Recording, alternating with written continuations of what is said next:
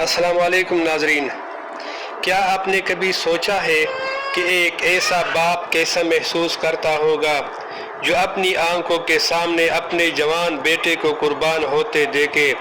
کیا آپ تصور کر سکتے ہیں کہ ایک ننھا سا بچہ پیاس سے تڑپ رہا ہو اور اس کے لیے پانی کا ایک قطرہ بھی میسر نہ ہو؟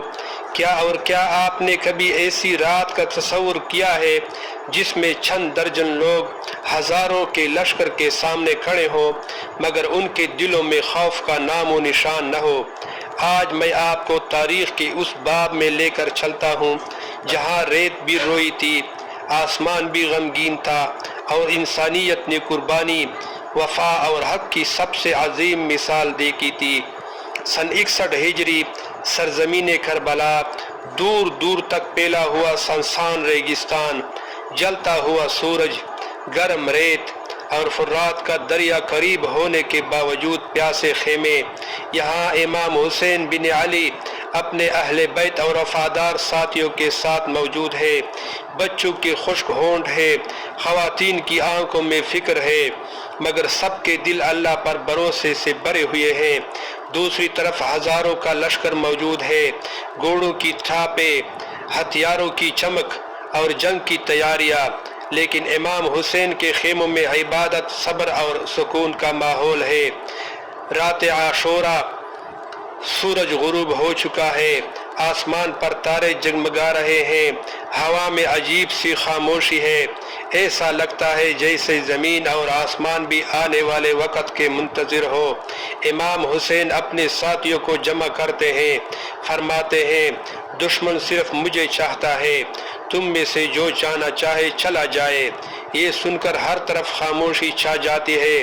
پھر وفاداری کی ایسی مثال سامنے آتی ہے جس کی نظیر تاریخ میں کم ملتی ہے۔ ہر ساتھی کھڑا ہو جاتا ہے، سب کی زبان پر ایک ہی بات ہے، ہم آپ کا ساتھ ہرگز نہیں چھوڑیں گے۔ رات بھر خیموں میں قرآن کی تلاوت ہوتی ہے، دعائیں مانگی جاتی ہے، سجدوں میں آنسو بہتے ہیں۔ کچھ لوگ تلواریں درست کر رہے ہیں، کچھ لوگ اللہ سے ملاقات کی تیاری کر رہے ہیں۔ وہ جانتے ہیں کہ صبح ان کی زندگی کی آخری صبح ہو سکتی ہے، لیکن چہروں پر خوف نہیں، صرف سکون ہے۔ عاشورہ کی صبح، فجر طلوع ہوتی ہے، سورج آہستہ آہستہ افق سے نکلتا ہے، کربلا کی ریت سرخ روشنی میں نہا جاتی ہے، نماز ادا کی جاتی ہے، دعائیں مانگی جاتی ہے اور پھر حق و باطل کا معرکہ شروع ہوتا ہے۔ امام حسین کے ساتھی ایک ایک کر کے میدان میں جاتے ہیں، ہر کوئی بہادری کی نئی داستان رقم کرتا ہے۔ ہر شہادت کے بعد خیموں میں غم کی ایک نئی لہر دوڑ جاتی ہے، لیکن صبر قائم رہتا ہے۔ علی اکبر اجازت طلب کرتے ہیں۔ نوجوانی کی بہار، حسن و جمال اور بے مثال شجاعت۔ جب وہ میدان کی طرف بڑھتے ہیں تو باپ کی نگاہیں ان کا پیچھا کرتی ہے۔ میدان میں ان کی بہادری دشمن کو حیران کرتی ہے، لیکن پھر وہ لمحہ آتا ہے جب وہ زخمی ہو جاتے ہیں۔ امام حسین اپنے جوان بیٹے کے پاس پہنچتے ہیں، گرم ریت پر بیٹے کا جسم پڑا ہے۔ یہ منظر ایسا ہے جسے الفاظ میں مکمل بیان کرنا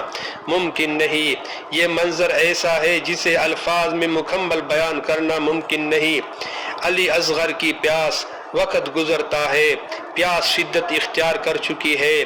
اب ایک معصوم شیرخواد بچے کو لایا جاتا ہے، خشک ہونٹ، معصوم چہرہ، پیاس سے بے حال وجود۔ امام حسین بچے کو اٹھا کر لوگوں کے سامنے لے جاتے ہیں۔ مقصد صرف یہ ہے کہ اس معصوم کو پانی مل جائے۔ یہ تاریخ کے سب سے دردناک منظر میں شمار کیا جاتا ہے۔ خیموں میں سسکیاں بلند ہو جاتی ہے۔ آخری لمحات، اب شام قریب آ رہی ہے۔ ایک ایک کر کے تمام وفادار ساتھی شہادت پر شہادت پا چکے ہیں، میدان تقریباً خالی ہو چکا ہے، گرم ہوا ریت کو اڑا رہی ہے، سورج مغرب کی طرف جھک رہا ہے، امام حسین تنہا کھڑے ہیں، لیکن ان کے چہرے پر خوف نہیں، صرف اللہ پر بھروسہ اور حق پر استقامت ہے۔ وہ دعا کرتے ہیں، اللہ کی رضا پر راضی ہوں، اللہ کی رضا پر راضی ہوں، اور پھر قربانی کی وہ مثال قائم ہوتی ہے جسے دنیا قیامت تک یاد رکھے گی۔ کربلا کے بعد شام ڈل چکی ہے، میدان خاموش ہے، ہوا آہستہ آہستہ چل رہی ہے، خیموں میں غم کی کیفیت ہے، اہل بیت شدید آزمائش سے گزر رہے ہیں۔ بعد ازاں انہیں کربلا سے روانہ کیا جاتا ہے، راستے میں اور پھر کوفہ و دمشق میں ان کی صبر، وقار اور حق گوئی نے لوگوں کے دل کو جھنجھوڑ دیا۔ لوگوں نے جان لیا کہ کربلا صرف ایک جنگ نہیں تھی، یہ حق کے لیے ڈٹ جانے کا نام تھا، یہ ظلم کے سامنے نہ جھکنے کا نام تھا، یہ اللہ کی رضا کے لیے ہر قربانی دینے کا نام تھا۔ آج صدیاں گزر چکی ہے، کربلا کی ریت خاموش ہے، فرات اب بھی بہہ رہا ہے، لیکن کربلا کا پیغام آج بھی زندہ ہے۔